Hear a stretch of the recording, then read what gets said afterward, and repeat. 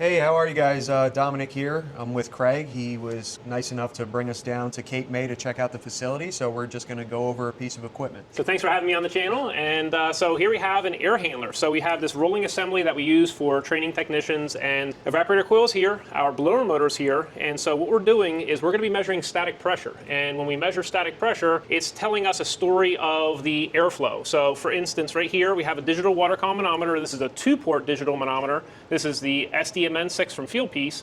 And over here on the positive side, we're measuring our positive static pressure over here in the supply duct. And so you can see there's a little arrow here, and that's because the static pressure tip is facing in the airflow. And so static pressure is the amount of pressure that that blower motor needs to apply in order to move air through a duct. And so over here on the P2, that's connected in the return, and that's pointed in the airstream. So it's pointed in the direction in which the air is coming, which is down here like this. Guys, when you have not the right static pressure, you're not getting the right exchange across your coil, which means you're not properly dehumidifying the air. So, for example, when you have a dirty filter grill,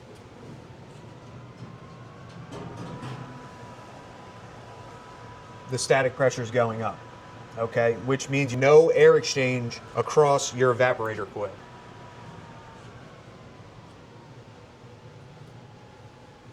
Okay, so it's finally leveling out. So what you want is a nice balance across the coil at 0.5.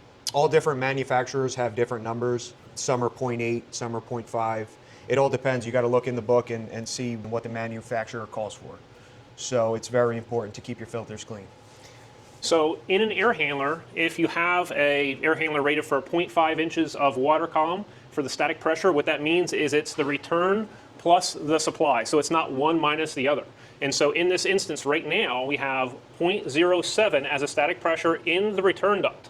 And then if we were to look over here in the supply, we have 0.18. So you add those two numbers together and you have 0.24. So 0.5 will be the maximum, per se, that this air handler will be able to push a satisfactory amount of airflow across this lower coil.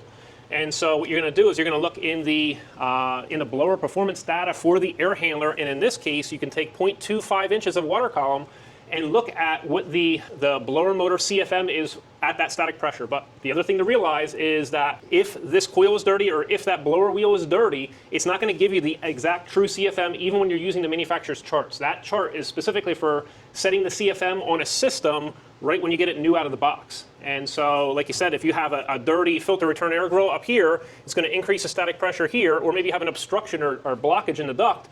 What that's going to do is it's going to reduce the overall airflow, and this will make like a noise. The blower motor will make a noise, and it's like free spinning, but it's not pushing the air across the coil like Dominic was saying. Guys, that's static pressure. If you like what you're hearing, please like and subscribe. I got Craig here, so thanks again, Craig. Thanks, brother.